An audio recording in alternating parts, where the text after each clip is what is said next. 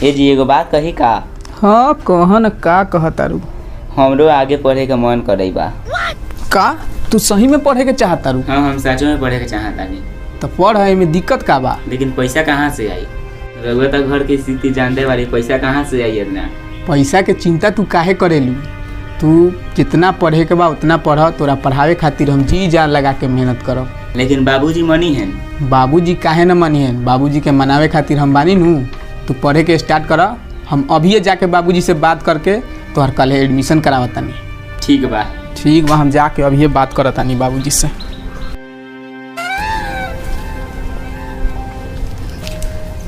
बाबूजी हम रउआ से बहुत जरूरी एगो बात करे के चाहतानी। कथी कहे के चाहता नहीं? हमार मेहरारू पढ़े के चाहता, ओकरे पढ़ावे ला रउआ से बात करे नहीं है। ना ई ना हो सकले। कह मेहरारू के जाके लड़का खिलावेला, खाना उना बनावेला, पढ़ लिख के का करी? बाबूजी रउआ तो देखते बानी कितना जमाना आगे से आगे चल गेल। अपने गांव में ज्योति नाम के एगो SDM बन गईली। अब तो सब जानते बानी। ठीक बा, ई बात तो तू ठीक कहता रह, लेकिन पढ़ावेला पैसा कौड़ी कहाँ से आई? बाबूजी खाली रउआ आज्ञा दे दू, ओकरा पढ़ावे खातिर हम दिन रात मेहनत करब। हम कहीं से भी ओकरा के पढ़ाएम, बस रउआ हमरा के आज्ञा दे दू बाबूजी। अच्छा ठीक बा, तोहर जब मन बा तो तू मेहरारू पढ़ावा चाहे मातारी पढ़ावा, जा। हमर तो खेत में कमाई गाड़ फटते बा। जा ठीक आज्ञा मिलल, पढ़ावा। भेज दा मेहरारू के शहर में।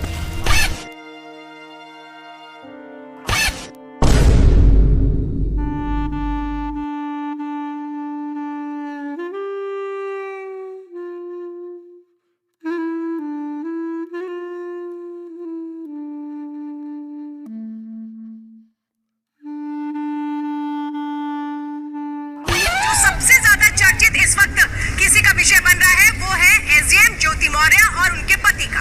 आज उनके पति खुद टीवी पर आए, रिपब्लिक भारत पर आए और बड़े खुलासे उन्होंने किए हैं। उन्होंने कहा है कि ज्योति वापस आई। कहा क्या है जरा सुन। साला का हो रहा है साला इस देश में?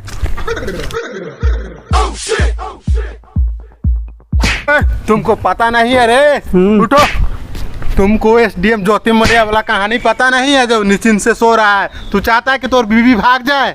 ना बाबूजी। घर के इज्जत नीलाम कर दे तोर बीवी? ना बाबूजी। ना चाहता है तू जल्दी फोन लगाओ और बोलाओ ओकरा के पढ़ाई लिखाई छोड़वाओ। तोरा पास कहानी ना पता हो? अभी हम फोन करी ओकरा तर। फोन लगाओ जल्दी, फोन लगाओ। हईले फोन। अभी हम फोन करतानी बाबूजी। हाँ जल्दी जल्दी फोन लगाओ। हमार मौगी पे पूरा भरोसा बा, उ हमरा के धोखा ना दे। मौगी पे भरोसा बा? आजकल केकरो पे भरोसा ना बा बाबूजी। का भेलौ? व्यस्त बतावा था। फिर से लगाओ।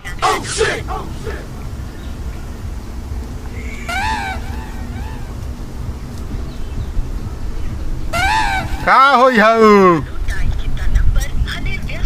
बाबूजी अब तो फोन में काट देता हमार। फोन काट दे हऊ? हम समझ गेलियो, हाथ से निकल गेलो तोर मेहरारू।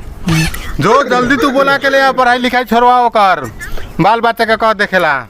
तू जो आजे निकल जो यहाँ से। अभी हम निकले बारी बाबूजी, देखी ले ओकरा के कहाँ लागल बाबू।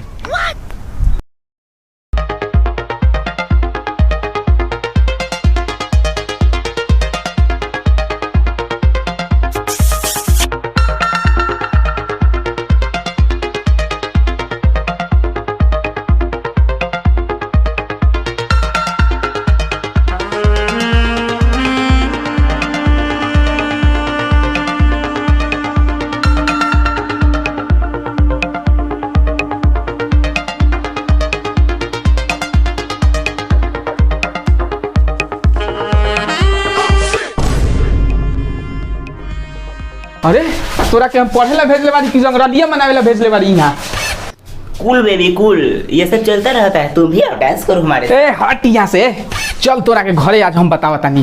तोहरा के यहाँ हम पढ़ाई करे खातिर भेजले बानी कि रंगरलिया मनावे ला, चोच में चोच लड़ावे ला। चल छोड़ हमारा हाथ, तुम्हारा आवश्यकता मुझे नहीं है। हमारे 3 बॉयफ्रेंड है, ये कलवा हमारा प्यारा है। चल यहाँ से, बहुत तोहर नौटंकी देख ले ली यहाँ। अब तोरा पढ़ाई उढ़ाई नहीं करे के, चल।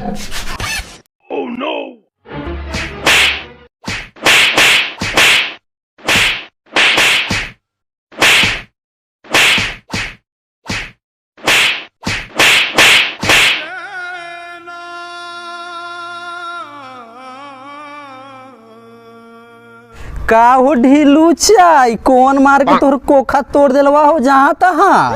ए मर्दे हम मौगी के भेजले रहली पढ़ेला, उहे अपना बॉयफ्रेंड से मार खिया खिया के हमरा निहाल करा देलक।